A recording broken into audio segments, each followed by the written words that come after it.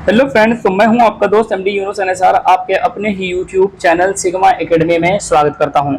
तो फ्रेंड्स, आज हम लोग पढ़ने वाले हैं क्लास 10th का ज्योग्राफी, जिनमें से हम लोग पढ़ने वाले एक टॉपिक का नाम है प्राकृतिक संसाधन। ठीक है, ज्योग्राफी में पहला ही चैप्टर का नाम है संसाधन, भारत संसाधन एवं उपयोग। उनमें से एक पढ़ने वाले हम लोग प्राकृतिक संसाधन। इससे पहले मैंने भारत का संसाधन एवं उपयोग पढ़ा था। ठीक है, तो उसी का खंड क वाला है, जिनमें हम लोग पढ़ेंगे प्राकृतिक संसाधन। प्राकृतिक संसाधन का मतलब समझिए कि जो गॉड गिफ्टेड है, नेचुरल चीज है, प्रकृति है। ठीक है, यानी प्रकृति में जो पाए जाते हैं। जैसे कि आप ये फोटो देख के बता सकते हैं, या फोटो देख रहे होंगे, तो ये देखिए कोई मानव निर्मित नहीं, ये सारे क्या है, प्रकृति है। ठीक है, तो प्राकृतिक संसाधन हो गए। ठीक है, तो हम लोग पढ़ने वाले हैं प्राकृतिक संसाधन। बस ऐसे समझिए, जो प्रकृति से प्राप्त होते हैं, जो प्रकृति से प्राप्त होते हैं और मानव के काम में क्या होते हैं, उपयोग होते हैं। चाहे वो सौंदर्य के रूप में, चाहे वो भौतिक के रूप में, चाहे वो रासायनिक के रूप में, या फिर मूल्यवान विशेषताओं के रूप में, या फिर जैसे कि हीरा, सोना, चांदी, कोयला, ये जो भी खनिज पाए जाते हैं, या फिर जो मिट्टी आप देख पा रहे हैं, पानी देख पा रहे हैं। ठीक है, ये सारी क्या है, पहाड़ है, ये सारे क्या है, प्राकृतिक संसाधन है। ठीक है, तो इसके बारे में पढ़ेंगे। चलिए आगे की ओर चलते हैं। तो हम यहाँ पढ़ेंगे कुछ इंपॉर्टेंट बिंदु है, पॉइंट्स है, जिनको आपको याद रखनी बहुत जरूरी है। पहले समझिए इसको अच्छी तरह से। जब ये समझ लेंगे तो आपको ये उतना याद करने की जरूरत नहीं हो, ये नोट्स बना लेंगे अपना अपनी कॉपी में। चलिए, तो पहला जो मेरा स्टार है उस चीज को देखिए। कहता है कृषि, वानिकी, पशुचरण, मत्स्य, खनन, वन्य जीव। अब देखिए वन्य जीव ये सारे जो भी हुए, तो ये क्या है, प्रकृति है। जो परिवहन संचार है, जैसे कि गाड़ी उड़ी देख रहे हैं, ये आर्थिक क्रियाएं भूमि पर संपन्न होने के कारण। ठीक है, ये सारे कहाँ संपन्न होते हैं, ये जितने भी कार्य होते हैं वो कहाँ पे होते हैं, भूमि पे होते हैं, यानी इस पृथ्वी पर होते हैं। ठीक है, संपन्न होने के कारण यह एक कैसा संसाधन हो जाता है, हमारा प्राकृतिक संसाधन, तो मौलिक संसाधन हो जाता है। जो हमारा प्राकृतिक संसाधन है वो कैसा संसाधन हो जाता है, मौलिक संसाधन हो जाता है। और जब मौलिक संसाधन हो गया तो इसका हमको क्या करना है, संरक्षण करना है। क्या करना है, हम लोगों को संरक्षण करके बचा के रखना है आगे पीढ़ी के लिए। चलिए, दूसरा पॉइंट यह है कि भारत जो है भूमि संसाधन में संपन्न है, यानी भारत के पास इतनी जमीन है, यानी इतनी भूमि है कि वो खुद क्या है, संपन्न है, सर्वसंपन्न है। यानी किसके मामले में, तो संसाधन के मामले में। भारत यानी बेरा कितना है, भारत का जो क्षेत्रफल है 32,87,263 वर्ग किलोमीटर है। जो कुल क्षेत्रफल है यानी 32,87,000, यानी 32,08,000, यानी 32.8 मानिए, 32.8 लाख वर्ग किलोमीटर जो पूरा जमीन है पूरे भारत का, वो भूमि। यहाँ जो कई तरह के संसाधन पाए जाते हैं, हर एक प्रकार के संसाधन। चाहे आप उत्तर की ओर जाएंगे तो हिमालय, अगर दक्षिण की ओर जाएंगे तो पर्वतीय, ठीक है, पश्चिम की ओर जाएंगे तो वहां भी आपको पहाड़ी आपको मिलेंगे। जैसे कि आप महाराष्ट्र की ओर चले जाएंगे, कोयला मिलेंगे। ठीक है, और फिर उसके बाद आप झारखंड में आ जाइए, या फिर आप पूर्वी तट पे देखेंगे, पश्चिमी तट पे आप देखेंगे तो लावा से, ज्वालामुखी से जो खनिज पाए जाते हैं, ऑयल। तो आप इस प्रकार देख पा रहे हैं कि भारत का जो है संसाधन के मामले में क्या है, संपन्न है। भारत का जो भूमि है, भारत भूमि, यानी भारत का भूमि संसाधन में क्या है, संपन्न है। अगला पॉइंट यह है कि भारत के संपूर्ण क्षेत्रफल का, यानी पूरे भारत का जितना क्षेत्रफल है उनमें पूरे संपूर्ण क्षेत्रफल का 43% पर, कितने प्रतिशत, ध्यान रखिएगा, 43% पर मैदान का विस्तार है। ठीक है, यानी मैदान पाया जाता है। ठीक है, आगे की ओर चलते इसमें, यानी अब आगे की ओर चलते हैं। भारत के संपूर्ण क्षेत्रफल का 27% पर क्या पाए जाते हैं, तो पठार पाए जाते हैं, यानी पठार का विस्तार है। उसी के साथ आगे देखेंगे तो भारत के संपूर्ण क्षेत्रफल पर जो 30% है वो किसका विस्तार है, तो पर्वत का विस्तार है। आपने इस डायग्राम में देख सकते हैं, जो आपका ब्लू वाला पार्ट है, ये वाला पार्ट, ये वाला देखिए मैदान लिखा हुआ है, यहाँ क्या लिखा हुआ है, मैदान। तो मैदान देखिए, तो ये वाला पार्ट कितने परसेंट है, 43। तो ये पूरे भारत का है। ठीक है, यानी संपूर्ण भारत का जो संपूर्ण क्षेत्रफल है उनमें से संपूर्ण क्षेत्रफल का 43% पर मैदान पाया जाता है। और उसके बाद जो आप रेड कलर वाला देख पा रहे हैं, ये वाला, तो ये कितने, ये क्या है, पर्वत है। ये क्या है, पर्वत। तो यहाँ देखेंगे, आप देख पा रहे होंगे, यह 30% है। कितने परसेंट है, 30%। और जो बाकी है वो देखिए तो पठार है इस कलर का, और ये कितने परसेंट पर है, 27। तो यहाँ से 3 सवाल आपके बनेंगे कि संपूर्ण भारत का, यानी संपूर्ण भारत का जो क्षेत्रफल है, यानी भारत का संपूर्ण क्षेत्रफल का कितने प्रतिशत पर मैदान पाए जाते हैं जिसमें हम लोग रहते हैं, खेती बाड़ी करते हैं? तो बोलिएगा 43%। अगला है इसी में पूरे भारत का संपूर्ण क्षेत्रफल पर कितने प्रतिशत पर पर्वत पाए जाते हैं? पर्वत, पहाड़ जिसे हम कहते हैं पर्वत पहाड़, तो आप बोलेंगे 30% पर। फिर एक और सवाल है इसी में कि संपूर्ण पूरे भारत का कितने परसेंट पर पठार पाए जाते हैं? यही पठार जो होते हैं, इसी पठार में हमें खनिज प्राप्त होता है। क्या प्राप्त होता है? खनिज प्राप्त होता है। तो इनकी हमें कितनी परसेंट है? तो 27% इनकी कुल क्षेत्रफल है पूरे भारत में। आगे की ओर इसमें देखेंगे स्टार कहता है मृदा जो है, मृदा परितंत्र का एक महत्वपूर्ण घटक है। ठीक है, मृदा यानी परितंत्र का एक महत्वपूर्ण घटक है। परितंत्र आपको पता ही है। अगला देखेंगे पृथ्वी की सबसे ऊपरी परत पर मृदा कहलाती है। जो पृथ्वी जहां हम लोग रह रहे हैं, तो जो सबसे ऊपर वाला पार्ट होता है, जो सबसे ऊपर होता है, जिसपे हम लोग खेती करते हैं, हम लोग रहते हैं, समुद्र होते हैं, ठीक है, पहाड़ होते हैं, ये सारे वो कहाँ होते हैं? तो पृथ्वी पर होते हैं। तो पृथ्वी के कहाँ? ऊपरी। तो ऊपरी वाला जो पृथ्वी का सबसे ऊपरी वाला हिस्सा है उसे हम मिट्टी कहते हैं, मृदा कहते हैं। ठीक है, अगला है कि मिट्टी, ध्यान दीजिए, अगला देखिए तो मिट्टी या फिर मृदा सर्वाधिक महत्वपूर्ण नवीकरणीय प्राकृतिक संसाधन है। जो हमारी मिट्टी है यानी मृदा जिसे हम कहते हैं मिट्टी, जो मिट्टी है वो सबसे कहता है महत्वपूर्ण नवीकरणीय प्राकृतिक संसाधन है। यानी मिट्टी पुनः प्राप्त किया जा सकता है। और नवीकरणीय का मतलब क्या होता है आपको बताया था मैंने पिछले वीडियो में कि जिस वस्तु का या फिर जिस संसाधन का एक बार प्रयोग करने के बाद, दो बार प्रयोग करने के बाद, बार बार वो प्रयोग करने के बाद पुनः वो उस रूप में आ जाए, वो कैसा हो जाए? तो नवीकरणीय संसाधन पुनः वो प्राप्त हो सकता है। ठीक है, तो ये मिट्टी क्या है कि थोड़ा जटिल प्रक्रिया है, लंबे समय के बाद होगा। ऐसा नहीं कि आज देंगे 10 दिन के बाद हो जाएगा, नहीं, इसमें लाखों वर्ष भी लग सकते हैं। ठीक है, तो ये क्या है? प्राकृतिक संसाधन है। मिट्टी क्या है? प्राकृतिक संसाधन है, वो भी कैसा? नवीकरणीय। आगे चलते हैं।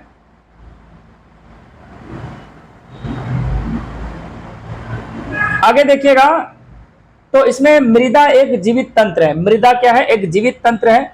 अगला है मृदा निर्माण में एक लंबी अवधि में पूर्ण होने वाली जटिल प्रक्रिया है। जो मृदा है, जो मृदा मिट्टी बनता है, यानी मिट्टी का निर्माण होने में एक लंबी अवधि में पूर्ण होने वाली जटिल प्रक्रिया होता है। ऐसे समझिए कि कोई पर्वत है और वो घिसता है, बार बार क्या है? घिसता है, और जो छोटे छोटे उसके टुकड़े होते हैं वो नीचे की ओर बहते जाते हैं और धीरे धीरे वो क्या बन जाते हैं? तो मिट्टी बन जाते हैं।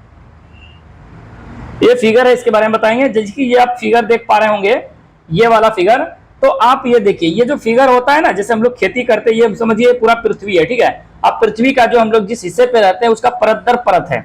जैसे आप देखिए इसको जो है ना ओरिजिन्स में बांटा जाता है। ठीक है, यानी भाग में इसको अगर बांटे हम, तो इनके जो है टोटल कितने भाग होते हैं? तो एक होरिजन एडी होता है, होरिजन बी होता है, होरिजन सी होता है और होरिजन आर होता है। ठीक है, यानी ऊपर वाला जो हिस्सा होता है, ठीक है, होरिजन 0 जिसे हम कहते हैं, या फिर ठीक है, तो इसमें जो ऊपर वाला आप हिस्सा देख रहे हैं, ऊपरी सतह की मृदा, ये देखिए ग्रीन कलर का आपको दिखाई देता होगा। ये ग्रीन कलर का मतलब है कि ये क्या है? यहाँ जो है आपका ग्रीन चीज क्या है? ग्रीन चीज का मतलब आप खेती बाड़ी करते होंगे यहाँ। ठीक है, क्या होगा यहाँ? खेती बाड़ी होगा यहाँ। अब खेती बाड़ी का मतलब ये है कि जो भी पेड़ पौधे लगाएंगे या फिर जो छोटे छोटे पौधे होते हैं उनकी आप उपज यहाँ तक कर पाएंगे। ठीक है, लेकिन और जो जैसे ही होरिजन ओ से उसके बाद ए तक जाएंगे, तो जो छोटे पौधे होते हैं उनकी खेती आप यहाँ जड़ तक यहाँ तक आ सकती है। ठीक है, अब यहाँ जो है जैसे जो कुछ इससे बड़े पौधे होंगे, जो छोटे पौधे होंगे, वो अगर मैं होरिजन इसे ओ बात कर लूं, ओ, होरिजन ए, होरिजन बी, ठीक है, और होरिजन इसे हम सी कह लें, या फिर इसे में हम आर डाल देते हैं, नीचे वाला हिस्सा। ठीक है, तो ये जो ओ तक है, यहाँ तक की छोटे जो पौधे पाए जाते हैं उनकी जड़ें यहाँ तक होती है। उससे उनकी जड़ें ज्यादा से ज्यादा कहाँ तक आएगी? तो होरिजन ए तक आएगी। कहाँ तक आएगी? ए तक। ओ के बाद ए तक आएगी, यहाँ तक आएगी। ठीक है, उसके बाद जो कुछ बड़े पौधे होते हैं, ठीक है, वो कहाँ तक जाएंगे? तो बी तक जाएंगे। तो यानी कहने का मतलब ये है कि इससे बड़े यहाँ तक जो है ना पेड़ पौधे के जड़ें आएंगे, जो कुछ बड़े पौधे होंगे। लेकिन जो नीचे वाला हिस्सा होता है, ये वाला यहाँ से ये सब हिस्सा में, ठीक है, यहाँ ये तो ऑलरेडी ये तो चट्टान है, तो चट्टान में तो जाएंगे नहीं जड़ें, किसी किसी का जड़ें यहाँ तक आती है। कहाँ तक? यहाँ तक आती है। ठीक है, यहाँ तक। अच्छा, एक चीज इसको समझिए, ये जो आप देख पा रहे हैं ग्रीन कलर का, इसे जो है हम कहते हैं ओरिजन ओ, यानी इसमें ह्यूमस होगा। क्या होगा? इसे ह्यूमस मिट्टी कहते हैं। कौन सा मिट्टी? ह्यूमस, जिसमें कि आप खेती बाड़ी करते हैं तो उनकी कोई भी चीज आप लगाते हैं तो उनकी खेती बाड़ी हो जाती है, ठीक है। इसमें ह्यूमस की मात्रा होती है, ठीक है, सबसे ज्यादा होता है। और कार्बनिक पदार्थ भी पाए जाते हैं तथा खाद्य पदार्थ भी पाए जाते हैं, ठीक है। ये जो होता है ऊपर वाला हिस्सा, इसमें कार्बनिक पदार्थ के साथ साथ खाद्य और ह्यूमस की मात्रा भी होती है। जैसे हम एक की ओर जाएंगे तो जो ऊपरी मृदा होती है, ऊपरी मृदा, ठीक है, इसे ऊपरी मृदा कहते हैं। छोटे पौधे का जड़ कहां तक होता है? यहां तक, यहाँ छोटे पौधे का जड़ यहां तक प्राप्त होगा।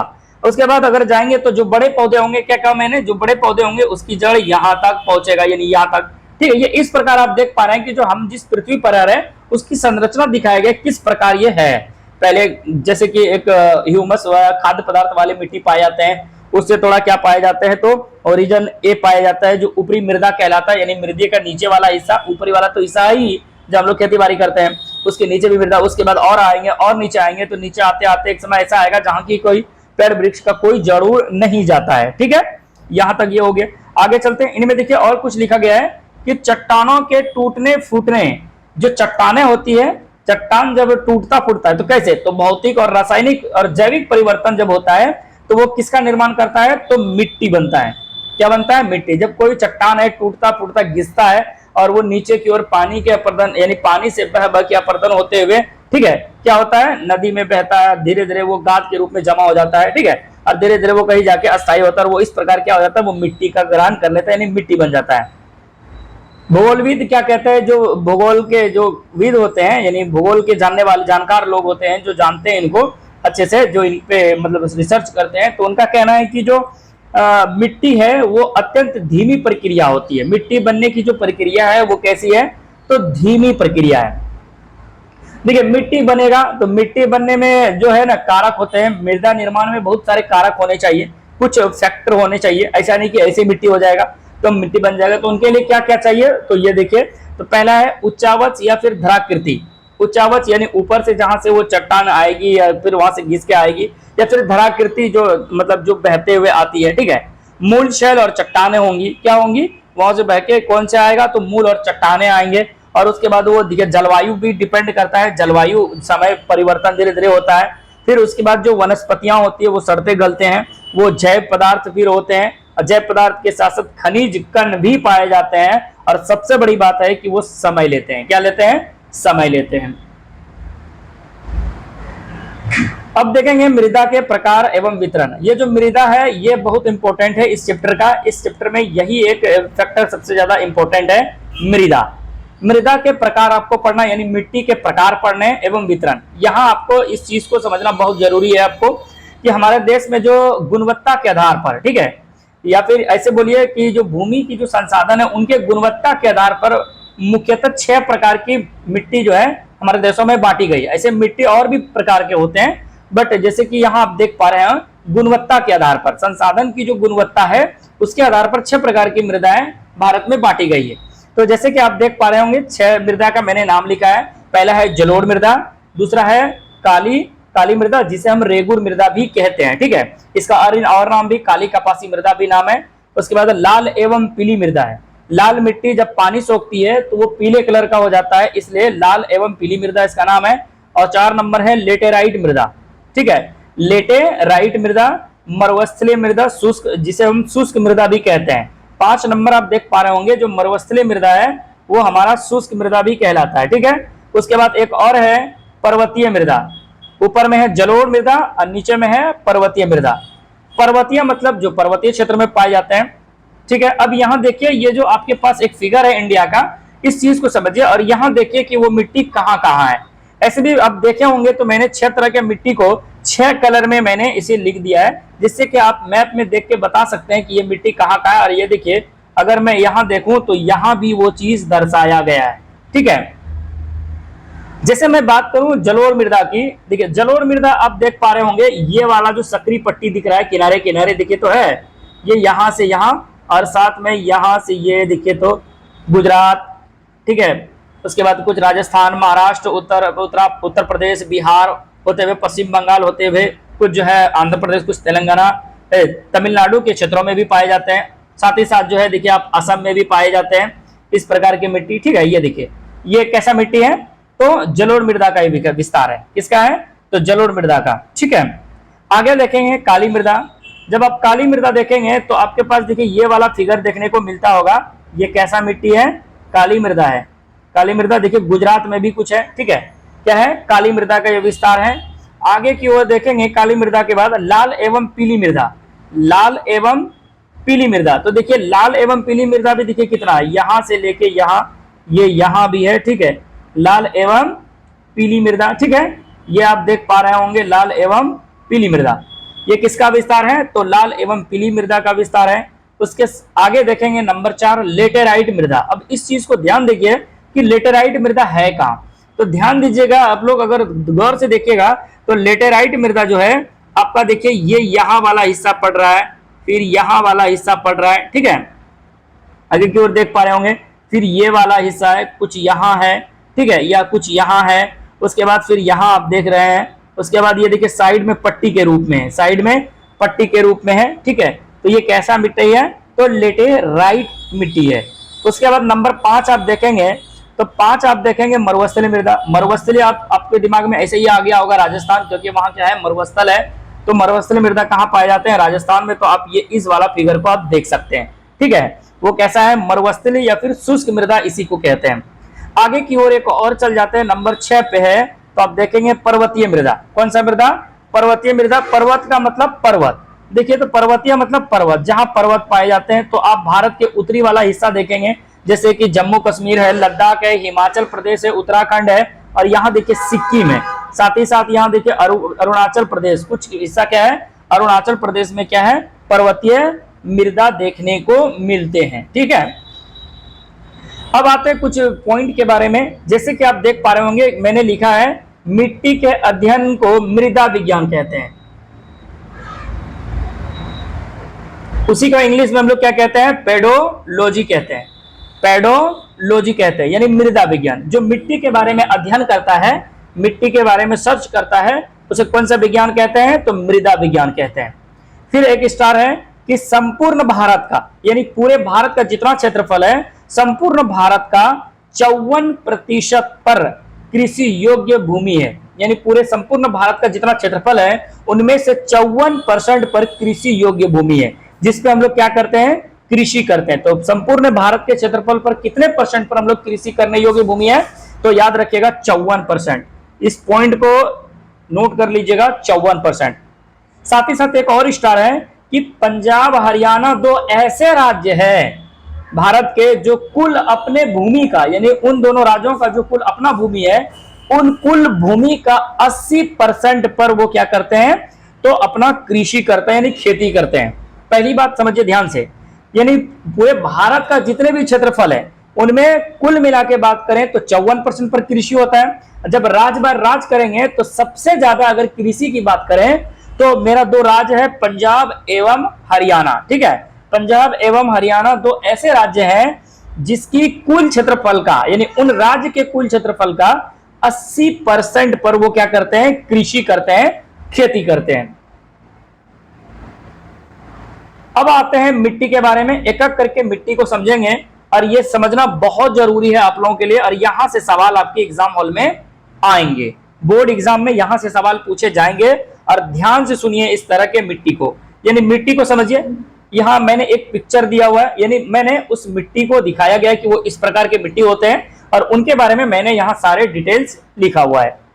तो जलोढ़ मृदा, देखिए ध्यान दीजिएगा, जलोढ़ मृदा जो है आप कैसे जानेंगे कि जलोढ़ मृदा? जैसे कि मैं बता दूं कि पूरे भारत का संपूर्ण क्षेत्रफल पर 43% पर जो है मृदा पाए जाते हैं, वो है जलोढ़ मृदा। ठीक है, यानी पूरे भारत में सबसे अधिक अगर किसी मिट्टी का विस्तार है तो वो कौन सी मिट्टी का है? तो जलोढ़ मृदा का है। ठीक है, चलिए आगे देखते हैं। इसमें जलोढ़ मृदा के बारे में कहता है दोमट मिट्टी या फिर कछारी मिट्टी भी कहते हैं। ध्यान रखिएगा, जो जलोढ़ मिट्टी है ना हमारी, तो जलोढ़ मिट्टी को ही दोमट मिट्टी और कछारी मिट्टी भी कहते हैं। अगला है कि कुल मिट्टी का विस्तार पूरे भारत में, ध्यान दीजिएगा, कुल मिट्टी का जो विस्तार है 43% पर है। यानी संपूर्ण भारत का जो क्षेत्रफल है, उनमें से अगर जलोढ़ मिट्टी का परसेंट पूछे तो 43% है।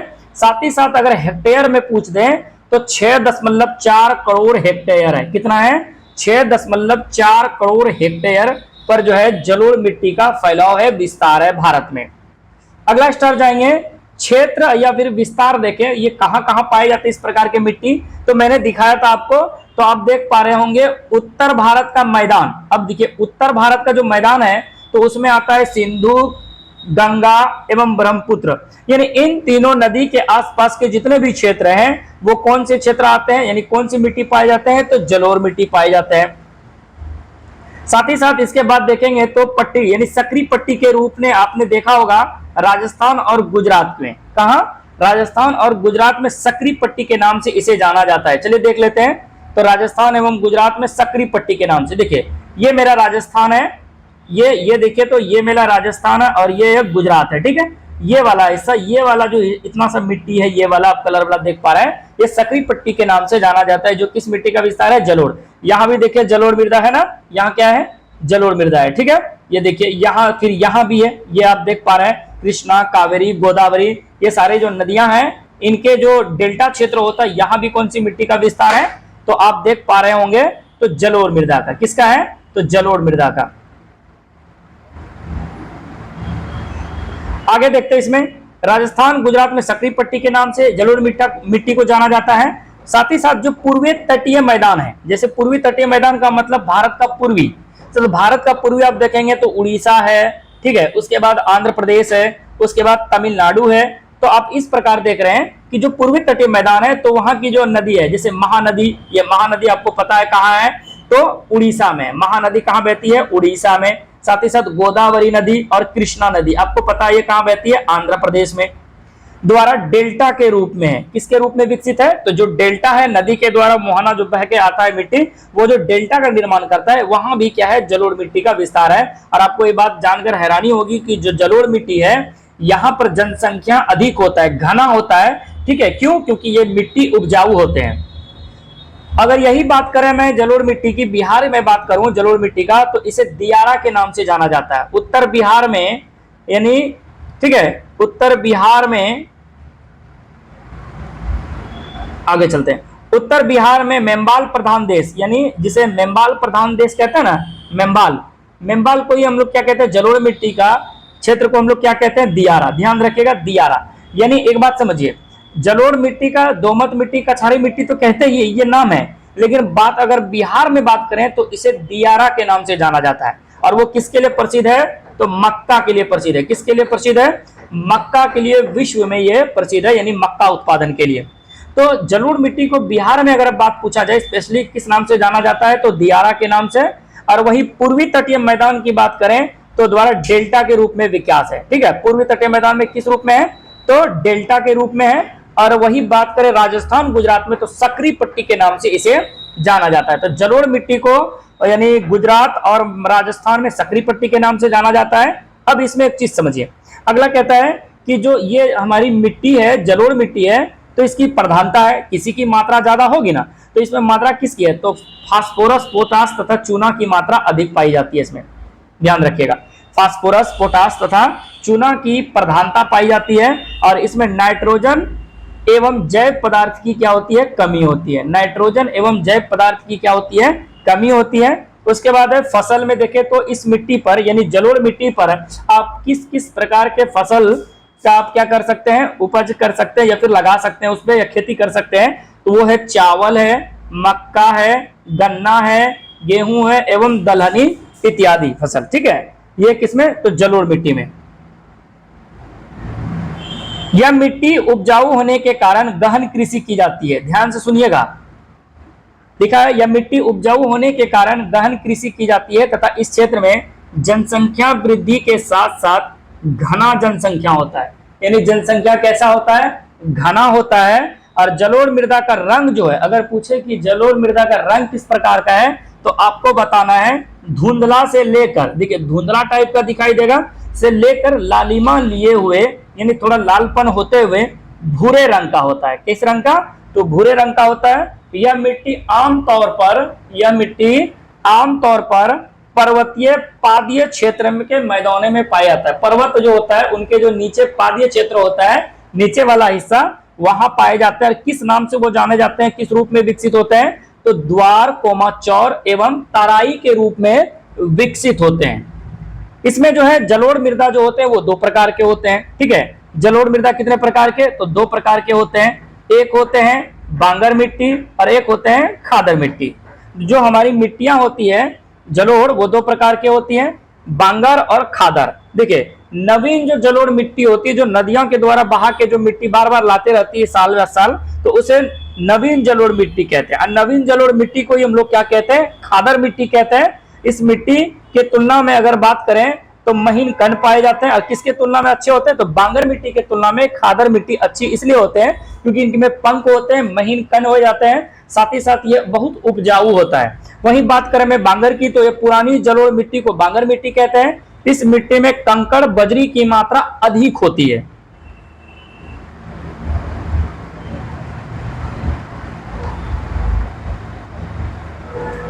दूसरा नंबर है मेरा काली मृदा, यानी काली मिट्टी के बारे में, ठीक है। काली मिट्टी को समझते हैं। आप फिगर में आप देख पा रहे होंगे कि खेतों में जो इस प्रकार की आपको मिट्टी दिखाई देती होगी कि खेत जो है फट फट के चरक्का हो जाते हैं, तो ये कैसी किस प्रकार की मिट्टी होती है, काली मिट्टी होती है, ठीक है। काली मिट्टी को ही दूसरा हम अन्य नाम से जानते हैं रेगुर मिट्टी, स्थानीय नाम से। काली मृदा को रेगुर या फिर काली कपासी क्या कहते हैं, काली कपासी के साथ साथ लावा मृदा भी कहा जाता है। लावा इसलिए क्योंकि ज्वालामुखी जब फटता है तो लावा निकलता है, ठीक है, और वो कैसा होता है, काला होता है। तो वहां लावा वाला क्षेत्र में कौन सी मिट्टी पाई जाएंगे, तो काली मिट्टी, ठीक है। आगे देखते हैं काली मिट्टी का निर्माण बेसाल्ट चट्टानों के टूटने से होता है। बेसाल्ट किसके, कौन से चट्टान, तो ध्यान रखिएगा बेसाल्ट चट्टानों के टूटने से होता है। और इस मिट्टी में ह्यूमस सबसे ज्यादा होता है। अगर पूछे कि ह्यूमस किस मिट्टी में सबसे ज्यादा होता है, तो काली मिट्टी में। यह मिट्टी जल ज्यादा सोखती है। यह मिट्टी क्या होती है, जल ज्यादा सोखती है, यानी पानी ज्यादा एब्जॉर्ब करता है। इस मिट्टी का काला रंग किसके कारण होता है, तो इस बात को याद रखिएगा, टिटेनीफेरस मैग्नेटाइट के उपस्थिति के कारण कैसा होता है, ये तो काला होता है, ठीक है। उसके बाद यह मिट्टी अगर बात करें संपूर्ण भारत पर तो कितने परसेंट पाया जाता है, तो मात्र 13% पाया जाता है। तो वहीं अगर मैं रेगुर जो मेरा जलोढ़ मृदा था वो कितना परसेंट पर था, तो 43% पर था। साथ ही साथ मैं इसका विस्तार की अगर मैं बात करूं, ठीक है, विस्तार अगर मैं देखूं, यानी काली मिट्टी का जो विस्तार है हमारे पूरे भारत में, वो कहां कहां पाए जाते हैं, तो महाराष्ट्र में, मध्य प्रदेश में, गुजरात में और उत्तरी कर्नाटक में, यानी कर्नाटक का जो ऊपर वाला हिस्सा है वहां पाया जाता है। और याद रखिएगा कि काली मिट्टी का सबसे अधिक अगर पूछे कि किस राज्य में काली मिट्टी सबसे अधिक पाए जाते हैं, तो याद रखिएगा महाराष्ट्र में। कहां पाए जाते हैं, महाराष्ट्र में, ठीक है। इस चीज को यानी इस पॉइंट को याद रखिएगा। अगला है यह मिट्टी कपास के लिए उपयुक्त तो मानी जाती है, इसीलिए तो काली कपासी मिट्टी के नाम से भी जानते हैं। ध्यान रखिएगा, कहता है बिना सिंचाई की कपास की खेती कर सकते हैं। तो बिना सिंचाई की भी, यानी बिना जुताई किए बिना भी आप जो है आप क्या कर सकते हैं, कपास की खेती कर सकते हैं। क्यों, क्योंकि काली मिट्टी में पानी एब्जॉर्ब करने की क्षमता ज्यादा होती है, ठीक है। आगे देखते हैं, ये अगला, इसमें प्रधानता देखते हैं। तो काली मिट्टी में किस किस पदार्थ की, तत्वों की प्रधानता होती है और किसकी कमी होती है। तो कमी में एक पदार्थ आपको दिखता है, एक तत्व दिखता होगा जिनका नाम है फास्फोरस। कमी में यानी काली मिट्टी में कमी किसकी होती है, तो फास्फोरस की। और यही बात अगर रेगुर में, जलोढ़ में बात करें तो फास्फोरस की क्या थी, अधिकता थी। उसके बाद प्रधानता की बात करें तो कैल्शियम कार्बोनेट, मैग्नीशियम, पोटास तथा चूना की प्रधानता है। क्या क्या पाए जाते हैं काली मिट्टी में, तो किसकी मात्रा ज्यादा होती है, तो कैल्शियम कार्बोनेट की, मैग्नीशियम, पोटास तथा चूना की क्या है, प्रधानता है, ज्यादा मात्रा में पाए जाते हैं। लेकिन अगर कमी बात करें काली मिट्टी में, कमी किसकी होती है, तो वह है फास्फोरस की। अगर मैं वही बात करूं इसमें फसल की, तो काली मिट्टी में किस प्रकार के फसल उगाए जा सकते हैं, तो है गन्ना है, प्याज है, गेहूं है। फलों की खेती के लिए अनुकूल मानी जाती है कौन सी मिट्टी, तो काली मिट्टी जो है, यानी गन्ना, प्याज, गेहूं, फलों की खेती के लिए अच्छी परिस्थिति मानी जाती है, ये इस अच्छी मिट्टी मानी जाती है। अगला मेरा जो है लाल एवं पीली मिट्टी है। लाल एवं पीली मिट्टी आप लोगों को पता ही है। लाल मिट्टी देखिए, तो ये फिगर में आप देख पा रहे होंगे, लाल एवं पीली मिट्टी। ये देखिए अभी थोड़ा सा लाल, थोड़ा पीलापन भी दिखता होगा। जब ये मिट्टी जो है सूख जाती है थोड़ा पीला दिखता है, और जब ये पानी इसमें एब्जॉर्ब कर लेता है, ठीक है, तो ये कैसा दिखने लगता है, लाल, ठीक है। कहता है यह प्रायद्वीपीय भारत में कम वर्षा वाले क्षेत्र में पाई जाती है। ध्यान दीजिएगा, लाल एवं जो पीली मिट्टी कहां पाए जाते हैं, तो याद रखिएगा प्रायद्वीपीय भारत के कम वर्षा वाले क्षेत्रों में, यानी जहां कम वर्षा होते हैं, ठीक है, वहां पाए जाते हैं। जब लाल मिट्टी पानी सोख लेती है तो ये पीली रंग की दिखाई देने लगती है, यानी यही लाल मिट्टी भी सूखा है, जब इसमें पानी जाएगा तो ये थोड़ा कलर बदलेगा। ये बाजरे की खेती के लिए उपयुक्त होता है। ध्यान रखिएगा, तो लाल एवं पीली मिट्टी किसकी खेती के लिए उपयुक्त होती है सबसे अच्छा, तो बाजरे की खेती के लिए सबसे उपयुक्त होता है। इस मिट्टी में रंग जो लाल होता है वो फेरिक ऑक्साइड के कारण होता है। किसके कारण होता है, फेरिक ऑक्साइड के उपस्थिति के कारण या फिर फेरिक ऑक्साइड के कारण होता है। अच्छा, इस मिट्टी में खनिज अधिक पाए जाते हैं, यानी खनिज सबसे अधिक किस मिट्टी में पाए जाते हैं, लाल एवं पीली मिट्टी में ही खनिज सबसे अधिक पाए जाते हैं। आगे देखेंगे यह मिट्टी संपूर्ण भारत पर कितने परसेंट पर है, तो 18% पर है। यही बात अगर इससे पहले मैंने काला मिट्टी पढ़ा, यानी काली मिट्टी जिसे रेगुर, तो 13% पर था। उससे मैंने पढ़ा था जलोढ़, तो वो 43% पर था। अगर मैं प्रधानता की बात करूं तो लाल एवं पीली मिट्टी में किसकी मात्रा ज्यादा होती है, तो लोहा एवं सिलिका की। किसकी, लोहा एवं सिलिका के लिए।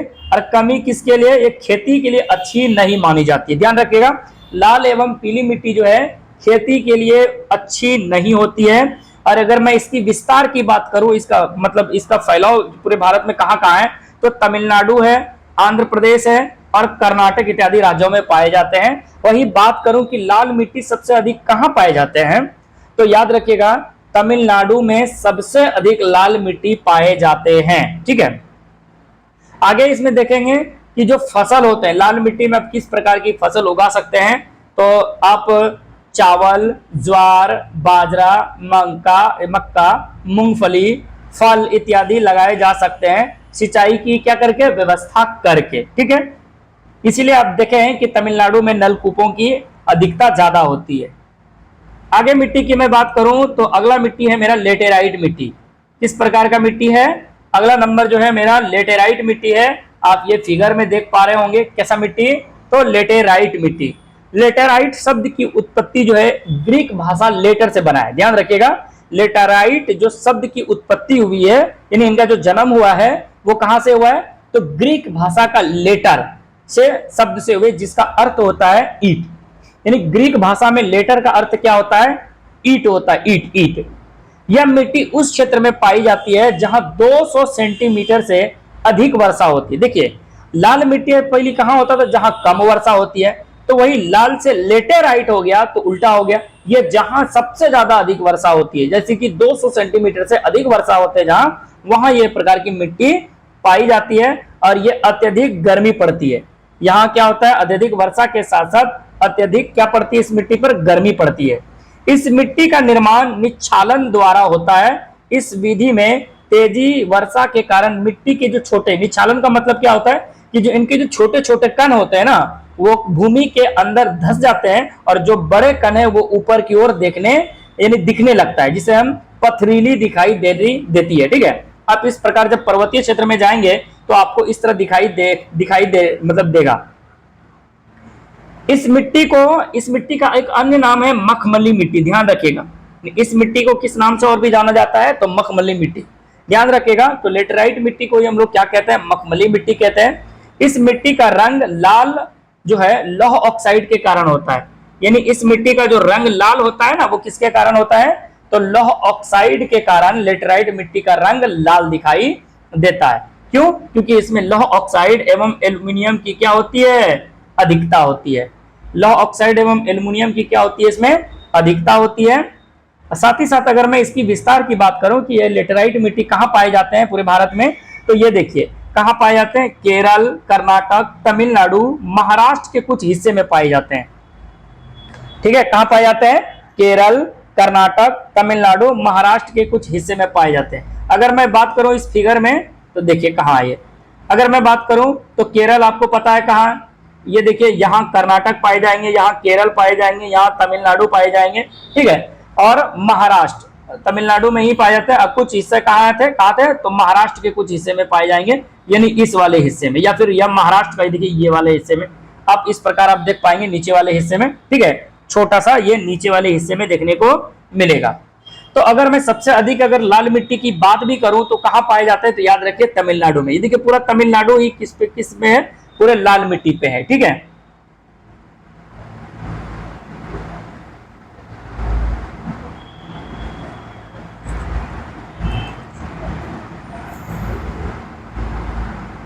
तो लेटेराइट मिट्टी हम देखते हैं। हो गया लेटेराइट मिट्टी। इस मिट्टी का लाल रंग किसके कारण होता है, लॉक्साइड के कारण, अधिकता के कारण होता है। विस्तार देखेंगे तो मुख्यतः ये केरल, कर्नाटक, तमिलनाडु और महाराष्ट्र के कुछ हिस्से में पाए जाते हैं।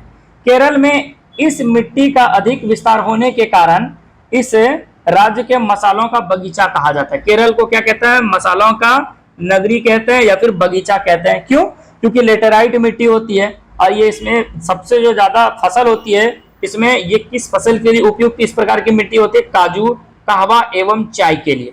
किसके लिए, काजू, कहवा एवं चाय के लिए लेटेराइट मिट्टी उपयुक्त होता है।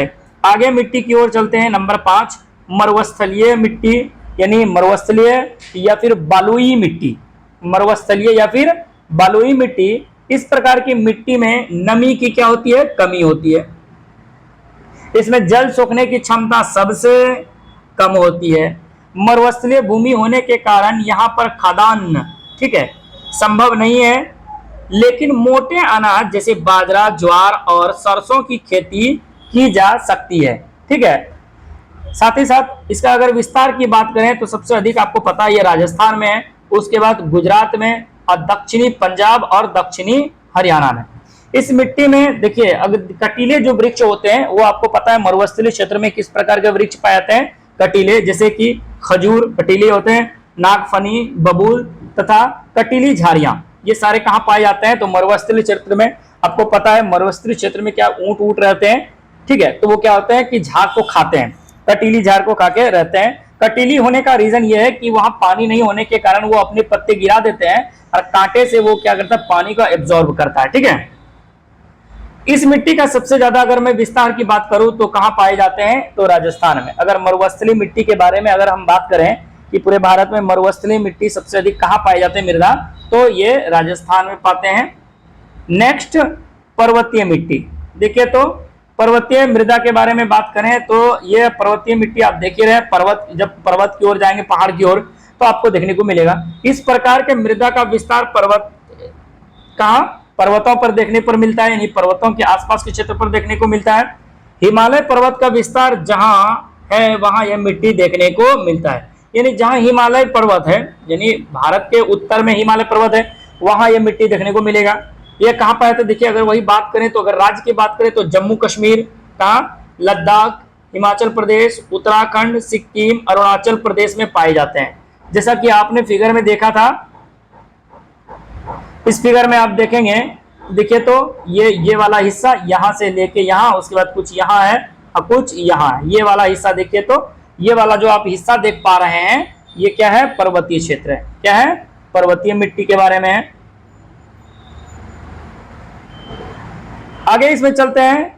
यह जम्मू कश्मीर, लद्दाख, हिमाचल प्रदेश, उत्तराखंड, सिक्किम, अरुणाचल प्रदेश में पाए जाते हैं। यह मिट्टी बहुत ही क्या होती है, कठोर होती है, कठोर होता है, जिस कारण यहाँ वनस्पतियों का क्या होता है, अभाव होते हैं, वनस्पति बहुत कम पाए जाते हैं। इस मिट्टी में जंगली झाड़ियां होती है, कैसी, तो जंगली में जंगली झाड़ियां और अल्पाइन वृक्ष पाए जाते हैं। तो आपसे अगर कभी पूछा जाए कि अल्पाइन वृक्ष कहाँ पाए जाते हैं, तो पर्वतीय क्षेत्र में या फिर पर्वतीय मिट्टी में पाए जाते हैं। ठीक है, यह मिट्टी भारत के उत्तरी पर्वतीय क्षेत्र में पाई जाता है, यानी ये पर्वतीय कहाँ है, तो आपको पता है कि हिमालय पर्वत कहाँ है, तो भारत के उत्तर में है। पर्वतीय ढालों पर सेब, नाशपाती और चाय की खेती होती है। किसकी, पर्वतीय ढालों पर सेब, नाशपाती, चाय की खेती होती है। उसके बाद मृदा अपर्दन समझिए। मृदा यानी मिट्टी का कटाव को ही हम लोग क्या कहते हैं, मृदा अपर्दन कहते हैं। ठीक है, आप इस फिगर को देख पा रहे होंगे। इस फिगर में देखिए तो ये मिट्टी, ये पानी चलती है तो धीरे धीरे देखिए मिट्टी कटाव हो गया है। ठीक है, कटाव होने के कारण इसे क्या कहते हैं, मृदा अपर्दन। यानी मृदा अपर्दन मिट्टी की ऊपरी परत के हवा, पानी या फिर जुताई के वजह से घिसने या फिर खिसकने की प्रक्रिया, यानी ऊपरी मिट्टी परत में कार्बनिक जो पदार्थ होते हैं या फिर पोषक तत्व जो भी होते हैं वो पौधों के विकास के लिए जरूरी होता है। आपको पता है अब मृदा अपरदन से मिट्टी की उर्वरता क्या हो जाती है, कम हो जाती है। अब सीधी सी बात बताइए, जब मिट्टी का कटाव होगा तो जो पानी होगा या फिर जो हवा चलेगी वो तो, जैसे हवा से वो अगर जोर से हवा चलेगा तो वो उड़ जाएगा, या फिर जुताई करेगा तो जो पानी आएगा उसे कटाव से वो क्या होगा, वो सारी मिट्टियां बह जाएगी नदियों में, ठीक है। तो जो मिट्टी का कटाव होता है ना, नदी के द्वारा जो मिट्टी का कटाव होता है उसे कहते हैं अपर्दन। तो यहाँ अपर्दन किसका है, तो मिट्टी का, तो मृदा का अपर्दन होना। तो मृदा का अपर्दन कैसे हो सकता है, तो ऊपरी परत में कार्बनिक जो पदार्थ पोषक तत्व होते हैं वो हट जाते हैं। कैसे, तो जैसे कि आंधी की वजह से भी हो जाते हैं या फिर बारिश पड़ने की वजह से हो जाते हैं, ठीक है। इस प्रकार आप देख पाते हैं क्या होता है, पोषक तत्व की कमी हो जाती है, जिस कारण क्या है कि जो उत्पादक पर क्या होता है, असर पड़ता है। यानी उसमें जो खेती करते होंगे वो उस प्रकार के फसल फिर नहीं होते होंगे। अगला है दलदलीय मृदा। दलदलीय मृदा, आपको पता है दलदल जिसे हम कहते हैं। दलदलीय मृदा का विकास अत्यधिक वर्षा और वनस्पतियों के सड़ने के कारण होता है। ध्यान रखिएगा, जो दलदलीय मृदा होता है ना, इसका विकास अत्यधिक वर्षा जहां होगा और साथ ही साथ जो वनस्पतियों के सड़ने के कारण, जहां वनस्पति सड़ते हैं उनके कारण हो जाता है। दलदलीय मृदा में ह्यूमस की मात्रा अधिक होती है। क्या होती है, ह्यूमस की जो मात्रा होती है वो अधिक होती है। और इस मिट्टी का विस्तार मुख्यतः कहां पाए जाते हैं, केरल, उत्तराखंड और पश्चिम बंगाल में। अगर वही बात करें दलदली मृदा का सबसे अधिक अगर विस्तार, तो याद रखिएगा ये कहां होगा, केरल, उत्तराखंड में। अब आ जाते हैं लवणीय मृदा। ध्यान से देखिएगा लवणीय मृदा को, जब मिट्टी की प्रकृति क्षारीय होती है, ध्यान रखिएगा क्षारीय, और उस मिट्टी में यानी नमक की मात्रा बढ़ जाती है। क्षारीय का मतलब क्या, जिस मिट्टी में नमक की मात्रा बढ़ जाएगी वो क्षारीय हो जाएगा। क्षारीय का मतलब हो जाएगा लवणीय मृदा। इस मिट्टी के यानी इसी मिट्टी को रेह, ऊसर या फिर कल्हर के नाम से जाना जाता है। जो लवणीय मृदा होता है ना, या फिर यूं कहिए जिसमें जिस मिट्टी में नमक की मात्रा हो जाए यानी क्षारीय मृदा हो जाए, उस मिट्टी को हम अन्य किस नाम से जानते हैं, रेह, ऊसर और कल्लर के नामों से जाना जाता है। इस मिट्टी का सबसे ज्यादा विस्तार कहां पाया जाता है, तो कच्छ के रण जगह है, ठीक है। कहां, तो गुजरात में। कच्छ के रण या जंगली गधे पाए जाते हैं कच्छ के रण में, ठीक है। तो कहां है, गुजरात में। जब कच्छ के रण आप कच्छ देखे होंगे तो जैसे सर क्रीक आप देखते हैं उसके ऊपर वाला हिस्सा में है कच्छ के रण, ठीक है। इसके बाद एक नोट लिखा है मैंने, फसलों को उगाने के लिए जो भूमि का जो पीएच मान होता चाहिए वो 6 से 7.5 के मध्य होना चाहिए। जो हम लोग कृषि करते हैं ना, फल उगाते हैं या फिर कोई भी चीज का खेती करते हैं, तो जो उसका पीएच मान होना चाहिए 6 से लेके 7.5 के मध्य होना चाहिए। अगला है लवणीय मृदा के बाद अम्लीय मृदा। अब अम्लीय मृदा समझते हैं, यह मृदा की खेती के लिए अच्छी नहीं होती है।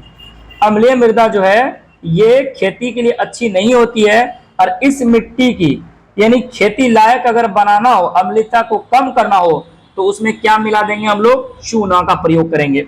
यानी अम्लीय मृदा को अगर खेती लायक बनाना है तो उनमें चूना का जब आप प्रयोग करेंगे तो अम्लीयता खत्म हो जाएगा और वो क्या हो जाएगा, खेती योग्य यानी कृषि योग्य भूमि बन जाएगा। अगर वही बात करें अम्लीय के बाद क्षारीय, ये भी खेती के लिए अच्छी नहीं मानी जाती है। ये मिट्टी क्षारीय को कम करने के लिए, देखिए जो मिट्टी की क्षारीयता होती है ना, उसको कम करने के लिए इसमें हम क्या मिलाएंगे, जिप्सम।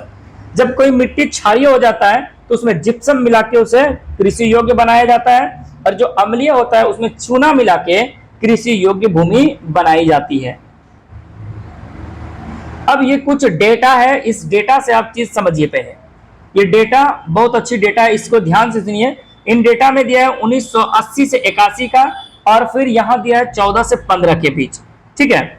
यानी ये जो हिस्सेदारी है हमारी बंजर भूमि के बारे में दिया गया है।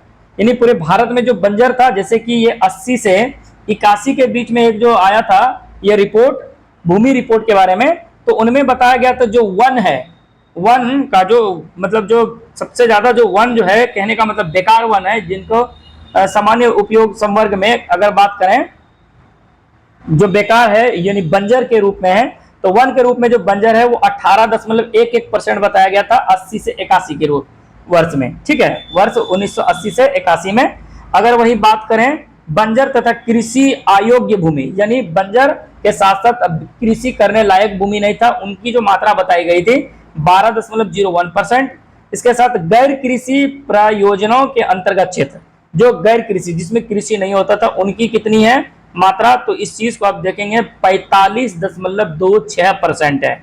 ठीक है, साथ ही साथ अस्थायी चारागाह तथा अन्य गोचर भूमि जब देखेंगे अस्थायी चारागाह, तो यह है 4.71%। और विविध वृक्ष फसलों तथा उपवनों के अंतर्गत अगर देखा जाए तो यह है 3.5%। वही बात अगर यही रिपोर्ट फिर 2014 से 15 में जब आई, ठीक है, बंजर यानी व्यर्थ भूमि के बारे में, तो इसमें जो कहा गया था, जो वन रिपोर्ट था, ठीक है, वन वाला, तो इनमें भी कहा गया था कि देखिए तो 23.3% था। कौन, तो ये जो था वन जो था, यानी वन में व्यर्थ भूमि जो था 23.3%। अब वही 80 से 81 में बात करें तो 18% से कुछ था ज्यादा। बंजर तथा कृषि योग्य भूमि अगर मैं 80 से 81 में बात करूं तो ये 12 पॉइंट कुछ था, तो ये कितना हो गया यहाँ 2014 में 15 में घट के 5.5% रह गया। ठीक है, पहले ज्यादा था, अब थोड़ा कम हो गया। इसी के साथ आगे देखेंगे गैर कृषि परियोजना के अंतर्गत, तो पहले जो 4.95% था, अब वो बढ़ के 8.7% हो गया 2014 से 15 के रूप में। ये आपको ये डेटा दिया हुआ इसी प्रकार आप देख सकते हैं। ठीक है, शुद्ध निवाल बारीक ये सब जो दिया है, वर्तमान प्रति, अगर अभी बात करें वर्तमान प्रति भूमि की, तो वर्तमान प्रति भूमि की जब आप बात करेंगे तो 4.9% ये 2014 से 15 का है डेटा। और अगर मैं 80 से 81 की बात करूं तो 3.73%। ठीक है, ये डेटा आपको यहां याद रखना बहुत जरूरी है, ये वाला डेटा। ठीक है, ये डेटा आपको याद रखना है, ये आपके बहुत काम आने वाले हैं। ये वाला डेटा, ये जो है भारत के बंजर भूमि का ये या फिर व्यर्थ भूमि के बारे में कहा गया है, भारत के बंजर या व्यर्थ भूमि, ये 2005 का रिपोर्ट है। ठीक है, इस चीज को ध्यान रखिएगा, इसी डेटा को याद रखिएगा, उस दो डेटा से याद रखने की जरूरत नहीं है। बस डेटा जो आपको याद रखनी है वो इसको रखना है। पहले इस चीज को समझिए, इस डेटा में क्या दिया गया, इस डेटा में पहले ये समझिए कि जो 56% आपको दिख रहा है वो जल द्वारा अपर्दित क्षेत्र है, यानी कटाव द्वारा जो अपर्दित क्षेत्र होते हैं, जो जल के द्वारा जो मिट्टी बह गया, कट गया, ठीक है, जो मिट्टी कट के व्यर्थ हो गया जमीन, ठीक है, व्यर्थ हो गया, बेकार हो गया, यानी मिट्टी पानी के द्वारा काट के उसको हटा दिया गया या फिर बहा के ले गया, वो कितने परसेंट व्यर्थ भूमि है, 2005 के रिपोर्ट आया था, तो 56% ऐसे भूमि है जो जल द्वारा अपर्दित क्षेत्र है। तो जल द्वारा अपर्दित क्षेत्र अगर पूछे भारत में कितने परसेंट पे है, तो 56% पर। वनों द्वारा निम्नीकृत क्षेत्र, जो वनों के द्वारा जो निम्नीकृत क्षेत्र है, जो अभी एब्जॉर्ब किया, जो व्यर्थ क्षेत्र है, ध्यान रखिएगा, वो 28% है। और लवणीय व क्षारीय क्षेत्र, लवणीय मृदा और क्षारीय क्षेत्र मृदा की बात करें तो वो कितना परसेंट है, तो इस चीज को समझिएगा, तो वो 6% और 10% है। वायु द्वारा कितना दिया गया है, तो लवणीय और क्षारीय द्वारा 10% है, और वायु द्वारा अपर्दित जो क्षेत्र है वो 6% है। वायु द्वारा जो अपर्दित क्षेत्र है वो कितने हैं, 6% है। लवणीय व क्षारीय क्षेत्र के द्वारा है तो 10% है। ये व्यर्थ भूमि है। ठीक है, ध्यान रखिएगा, रिपोर्ट 2005 के द्वारा बताया गया था। यहां आपको याद रखना, यहां से आपके सवाल आएंगे। ये प्रकार दिया गया है कि किसके कारण ये जमीन, जैसे कि भूमि निम्नीकरण संबंधित राज्य जो है, जो भूमि का मतलब जो है बर्बादी हो रहा है या फिर वह ह्रास हो रही है, उस राज्य में जो हानि हो रही है, कृषि को इफेक्ट पहुंचा रहा है, तो किसके कारण, वो चीज को समझिए। जैसे कि आप देख पा रहे हैं भूमि निम्नीकरण और संबंधित राज्य, यानी भूमि का जो निम्नीकरण हो रहा है, ठीक है, वो आपको बताना है कि किसके कारण किस राज्य में हो रहा है। जैसे वनोन्मूलन के कारण उड़ीसा राज्य में हो रहा है, ठीक है। खनन के कारण जो खनन हो रहा है, उत्खनन खनन जो हो रहा है वो झारखंड में हो रहा है। खनन के साथ साथ पशुचरण के साथ जो जमीन बेकार होती जा रही है, खराब होती जा रही है, प्रदूषित होती जा रही है, वो राज्य है मध्य प्रदेश। अब खनन की बात करें तो छत्तीसगढ़, खनन के कारण छत्तीसगढ़ की जो है मतलब वहां की जो वायु मतलब जो है जलवायु परिवर्तित होती जा रही है, छत्तीसगढ़। पशुचरण के कारण वहां की जो भूमि है वो खराब होती जा रही है, गुजरात। पशुचारण में राजस्थान भी है। और अधिक सिंचाई के कारण पंजाब, अधिक सिंचाई के कारण वहां की जो भूमि है वो निम्नीकरण हो रहा है। किसके कारण, तो अधिक सिंचाई के कारण भूमि निम्नीकरण कहाँ हो रहा है, पंजाब में। और अधिक सिंचाई के कारण ही भूमि निम्नीकरण कहाँ भी हो रहा है, हरियाणा में। अधिक सिंचाई के कारण ही भूमि का निम्नीकरण हो रहा है कहाँ, पश्चिम उत्तर प्रदेश में, पश्चिमी उत्तर प्रदेश। वही बात, तो वनोन्मूलन यानी भूमि निम्नीकरण हो रहा है, वनोन्मूलन के द्वारा भूमि का निम्नीकरण उड़ीसा में, ठीक है। भूमि खनन के द्वारा भूमि निम्नीकरण कहाँ हो रहा है, झारखंड में। खनन के साथ साथ पशुचरण का भूमि निम्नीकरण हो रहा है मध्य प्रदेश में। खनन के साथ साथ भूमि निम्नीकरण हो रहा है छत्तीसगढ़ में। और पशुचारण के कारण भूमि निम्नीकरण हो रहा है गुजरात में, पशुचारण के कारण भूमि निम्नीकरण राजस्थान में, पशुचारण के कारण ही भूमि निम्नीकरण महाराष्ट्र में हो रहा है। आगे की ओर चलते हैं तो इनमें कुछ यहाँ फैक्ट है जो आपको जानना बहुत जरूरी है। भारत पशुधन के मामले में विश्व में अग्रणी देश है, किंतु चारागाह बहुत कम है। इस चीज को समझिए, भारत में जो पशुधन है, पशु के मामले में विश्व में सबसे अव्वल नंबर पे देश आते हैं पशु के मामले में, लेकिन जो चारागाह है यानी चारागाह का जो जमीन क्षेत्र होता है जहां वो चारागाह के लिए जैसे उसके लिए उत्पादन खान पान के लिए होता है, वो बहुत कम भूमि है। मृदा को अपने स्थान से अलग अलग क्रियाओं द्वारा स्थानांतरित होना भूक्षरण कहलाता है। मिट्टी का क्या होता है, ह्रास होता है। ठीक है, रसायन का उचित उपयोग कर मृदा का संरक्षण किया जा सकता है। ये स्टार याद रखेगा कि मृदा का संरक्षण कैसे किया जा सकता है, तो रसायन का उचित, अब ऐसा नहीं कि जिधर मन तिधर जितने मन तितने मात्रा में आपने जो है कोई फसल को उपजाने के लिए खाद्य पदार्थ का ज्यादा इस्तेमाल कर ले हम लोग। ठीक है, तो जैविक खाद्य पदार्थों का इस्तेमाल करना चाहिए जिससे कि भूमि की जो उर्वरता है वो बनी रहेगी। ठीक है, रसायन के सतत उपयोग से मृदा के पोषक तत्वों में कमी होने लगती है और ये पोषक तत्व जल, वायु, केचुआ व अन्य सूक्ष्म जीव हो सकते हैं। ठीक है, एक और स्टार है कि एंड्रीन नामक रसायन से मेढक का जो प्रजनन है ना उसको नष्ट कर देता है। कौन, तो एंड्रीन नामक जो रसायन है, कौन, एंड्रीन नामक जो रसायन है मेढक के प्रजनन को क्या कर देता है, तो नष्ट कर देता है अंततः, और कीटों की संख्या वो क्या कर देता है, बढ़ा देता है। वृक्षारोपण से मिट्टी के कटाव को रोका जा सकता है। जब वृक्ष आप लगाएंगे तो जो मिट्टी का कटाव होता है ना वो बच जाता है, क्योंकि उनकी जड़ें फैलती है तो मिट्टी को क्या करती है, बांध के रखती है, जकड़ के रखती है। फिर अगला है पवन अपर्दन। ध्यान दीजिएगा, पवन अपर्दन जहां हवा ज्यादा जोर से चलती है, आंधी तूफान और मिट्टी उड़ जाती है जैसे कि मरुस्थलीय क्षेत्र में, तो पवन अपर्दन वाले क्षेत्र में पट्टिका कृषि उपयुक्त होती है। पट्टिका कृषि क्या होता है, तो यह विधि फसल के बीच घास की पट्टियां विकसित करने पर आधारित होती है। यानी जो फसल लगाए जाते हैं उनके बीच में घास की पट्टियां लगा देती है, लंबी लंबी घासें होती है, जिससे कि वो हवा अगर आंधी तूफान चले तो वो जो बालू के जो कण है वो ना उड़े। ठीक है, अब आ जाते हैं इस चैप्टर के ऑब्जेक्टिव पे। इस चैप्टर के अगर हम ऑब्जेक्टिव की बात करें तो पहला है पंजाब में भूमि निम्नीकरण का मुख्य कारण क्या है। तो पंजाब में भूमि निम्नीकरण का मुख्य कारण अभी तुरंत मैंने पढ़ा, क्या है, अधिक सिंचाई।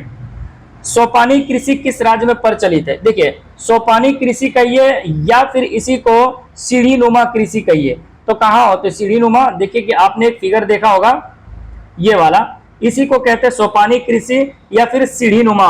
ठीक है, कैसा, सीढ़ी नुमा या फिर सोपानी कृषि कहते हैं। देखिए तो पहाड़ी क्षेत्र में कैसे बनाया, सीढ़ी के टाइप का बनाया और खेती करते हैं, जिससे कि क्या होता है, उसका जो मिट्टी है बहा के नीचे ना गिर जाए, उससे क्या होता है, वो नमी बनी रहती है वहां। ठीक है, ह्यूमस की मात्रा बनी रहती है, जिससे कि वहां क्या होता है, ये जैविक होते हैं। ये यहाँ के जो अनाज होते हैं या फिर फल होते हैं, जो भी पदार्थ होते हैं खाने कृषि योग्य जो भी कृषि होते हैं वो जैविक होते हैं, शुद्ध जैविक वाले होते हैं। तो सोपान कृषि किस राज्य में प्रचलित है, तो इसका आंसर हो जाएगा उत्तराखंड, क्योंकि पहाड़ी क्षेत्र है, उत्तराखंड पहाड़ी क्षेत्र है। मरुस्थलीय मृदा का विस्तार निम्न में से कहाँ है। देखिए, मरुस्थलीय मृदा की जब बात होगा तो वो कहाँ होगा, राजस्थान में। मेढक के प्रजनन को नष्ट करने वाला रसायन का नाम क्या है, तो इसका आंसर हो जाएगा एंड्रीन। काली मृदा का दूसरा नाम हो जाता है रेगुर मृदा, काली कपासी मृदा या फिर लावा मृदा के नाम से जाना जाता है। अब मेरा जो है बच गया लघु उत्तरी प्रश्न। लघु उत्तरी प्रश्न है, जलोढ़ मृदा के विस्तार वाले राज्यों के नाम बताए और इस मृदा में कौन कौन सी फसलें लगाई जा सकती है। ठीक है, तो जलोढ़ मृदा के विस्तार वाले राज्य में जैसे कि एक नंबर क्वेश्चन का आंसर है उत्तर प्रदेश है, बिहार है, पंजाब है, हरियाणा है, गुजरात है, राजस्थान है, पश्चिम बंगाल है तथा असम भी है ना। साथ ही साथ जलोढ़ मृदा कहाँ थे, तो कृष्णा कावेरी नदी जो है उनके डेल्टा पे पाए जाते हैं। साथ ही साथ इनमें क्या क्या फसल उगाई जाती है, तो गन्ना, चावल, मक्का, दलहन इत्यादि ये सारी फसल उगाई जाती है। समुच्च कृषि से आप क्या समझते हैं, ये क्वेश्चन है इस चीज को, ये समुच्च कृषि, ये क्वेश्चन आप जो है कुछ शॉर्ट स्क्रीन लेके नोट्स बना सकते हैं। समुच्च कृषि पहाड़ी क्षेत्रों में जहां वर्षा जल तेजी से ढाल पर बह जाती है और अपने साथ उपजाऊ मिट्टी भी बहा के ले जाता है, इस मिट्टी के बहाव को रोकने के लिए समुच्च जुताई करते हैं ना, सीढ़ीनुमा कृषि की जाती है, जिससे कि उपज की मिट्टी यानी उपजाऊ मिट्टी को बहा नहीं पाती है तथा खेत में नमी भी बनी रहती है। इस कारण कृषि समुच्च कृषि कहलाती है। इस प्रकार के ये क्वेश्चंस थे, ये आप लोग नोट करेंगे। उसके बाद थे लघु उत्तरी, ठीक है, लघु उत्तरी। लघु उत्तरी 5 क्वेश्चन है, ये देखिए यहां से। लघु उत्तरी की अगर मैं बात करूं तो कुल कितने क्वेश्चन है? 5 क्वेश्चन है। 1 क्वेश्चन 2 नंबर यहाँ है, 3 नंबर के साथ साथ 4 नंबर, और ये वाला है 5 नंबर। इसी के साथ और है इस चैप्टर में दीर्घ उत्तरी प्रश्न। दीर्घ उत्तरी मतलब लॉन्गेस्ट क्वेश्चन। तो ये 3 क्वेश्चन है, जैसे कि पहला है जल क्रांतता कैसे उपस्थिति होती है मृदा अपरदन में, इनकी क्या भूमिका होती है, जल क्रांतता, ठीक है। आगे है मृदा संरक्षण पर एक निबंध लिखिए, जो मिट्टी है उनके बारे में निबंध लिखना है। और एक अगला क्वेश्चन और अंतिम क्वेश्चन इस चैप्टर का, भारत में अत्यधिक पशुधन होने के बावजूद भारतीय अर्थव्यवस्था में इसका योगदान नगण्य के बराबर है। जैसे कहा था कि जो हमारी पशुधन है, पशु है, भारत विश्व में अग्रणी देशों में प्रथम स्थान पे आते हैं पशुधन में, लेकिन जो चारागाह है उनकी क्षेत्रों की क्या है, कमी है, उस पर यह सवाल है। यहाँ तक मेरा ये चैप्टर समाप्त हो जाता है। मिलते हैं नेक्स्ट चैप्टर के साथ नेक्स्ट वीडियो में। आज के लिए इतना ही। साथ ही साथ इस चैनल को शेयर करें, सब्सक्राइब करें। Thank you. आज के लिए इतना ही। Bye bye.